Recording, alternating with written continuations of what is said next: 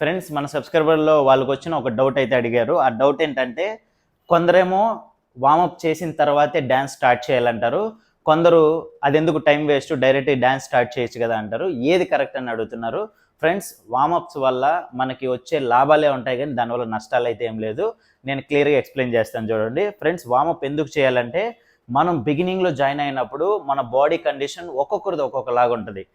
కాబట్టి మన body condition డ్యాన్స్కి అనుకూలంగా మనం చేసుకోవాలంటే మనకి సహకరించేలా చేసుకోవాలంటే కంపల్సరీ వార్మప్ చేయాలి.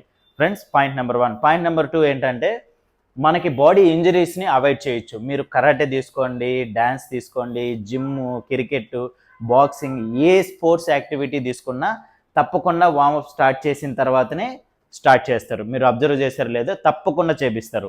ఓకేనా ఫ్రెండ్స్? ఎందుకంటే ఫస్ట్ బాడీ ఇంజరీస్ని అవాయిడ్ చేయడానికి. ఇంజరీస్ అంటే ఏంటంటే మనం neck joint, shoulder joint, okay elbow joint, wrist joint, hip joint, knee joint, okay foot joint, ఈ జాయింట్స్ ఉంటాయి. ఓకేనా? ఆ జాయింట్స్ వల్ల మన స్పోర్ట్స్ యాక్టివిటీ అనేది చేయగలుగుతాం.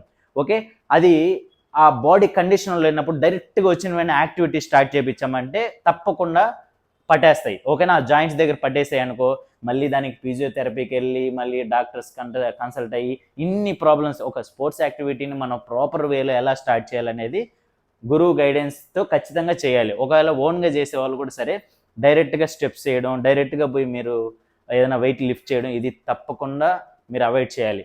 అలా చేయకూడదు. ఖచ్చితంగా వార్మప్ చేసిన తర్వాతనే చేయాలి. అప్పుడు ఏమవుతుందంటే మన జాయింట్స్ అన్నీ బాగా ఫ్రీ అయిపోతాయి. నెక్ జాయింట్లు, ఈ జాయింట్స్ అన్నీ, టోటల్ బాడీ జాయింట్స్ అంతా ఫ్రీ అయిపోతాయి. అప్పుడు మీరు యాక్టివిటీ చేశారనుకో ఎటువంటి ప్రాబ్లమ్స్ ఉండదు. మనం ఒక యాక్టివిటీ చేస్తున్నామంటే మనకి దానివల్ల లాభం ఉండాలి కానీ నష్టం ఉండకూడదు. దానివల్ల బాడీ ఇంజరీ అయిపోతే ఇంక వేస్టే కదా.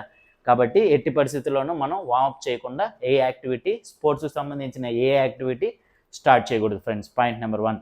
ఇంకొక పాయింట్ ఏంటంటే బాడీ మన ఏజ్ పెరిగే కొద్దికి నర్వ్ సిస్టమ్స్ మజిల్ గెయిన్ అవుతూ మనం వెయిట్ గెయిన్ అవుతాం కదా. మజిల్ గెయిన్ అయ్యే కొద్దికి నరాలన్నీ టైట్ అయిపోతాయి. టైట్ అయినప్పుడు మనం వచ్చి డైరెక్ట్గా డ్యాన్స్ వేసామనుకోండి రోబో వేసినట్టు ఉంటుంది. ఓకే, కాబట్టి బాడీ బాగా ఫ్లెక్సిబిలిటీ, నరాలు బాగా సాగడం కోసం వార్మప్స్ తప్పకుండా చేయాలి.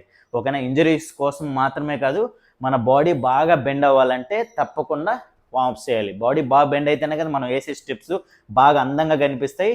మనం ఎలాస్టిక్ లాగా బాగా బెండ్ అవ్వచ్చు. అప్పుడే చూసేట వాళ్ళకి చాలా అట్రాక్టివ్గా ఉంటాయి స్టెప్పులు. మనం బాగా బిగించుకొని డ్యాన్స్ వేస్తుంటే ఎలా ఉంటుంది, ఏదో రోబోలాగా వేస్తున్నాడు ఏంట్రా అంత బిగించుకొని అంటారు. ఓకేనా?